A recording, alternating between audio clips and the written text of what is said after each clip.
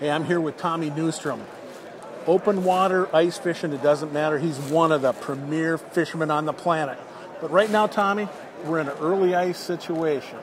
And I want to know what your bait selection is. You know, Kurt, one of the things that people sometimes don't understand, especially in shallow situations, is you don't want a real heavy bait. You want something that flutters down slow, it's light, it's attracting.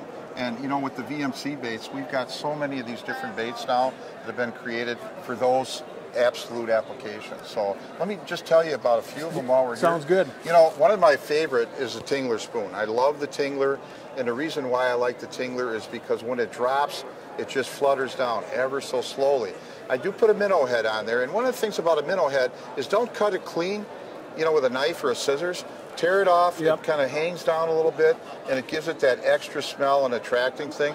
But, you know, we have different sizes. We've got the UV paint, which I really, really like, and it gathers light. It's not a glow bait, it gathers light, and especially in low light situations or where the water's got a lot of turbidity in it, you know, these are baits that really shine, that flutter in that. You know, so, you know, all the VMC baits are different with the Flash Champ, which is a little heavier bait, and when it starts to drop into maybe 15 to 20 feet, then I like the Flash Champ because it still has the wobble, and then it still has that attracting, that fish attracting, again with a minnow head. And you can get down into the water column a little bit faster. Right, and then, you know, and then the last one is the rattle. And the nice thing, the rattle is a drop spoon, what we call a drop spoon. But when it gets down to the bottom, we usually hit the bottom with it, and we bring it up, and then we shake it real nervously and let those rattles. And I'll tell you, if there's a fish within 5 feet of that bait, they come in. It's like calling a dinner bell. So it's pretty cool. The next thing is that it's getting so big in open water. It's always been thought of as an ice fishing lure, but a jigging minnow. People are fishing them everywhere now.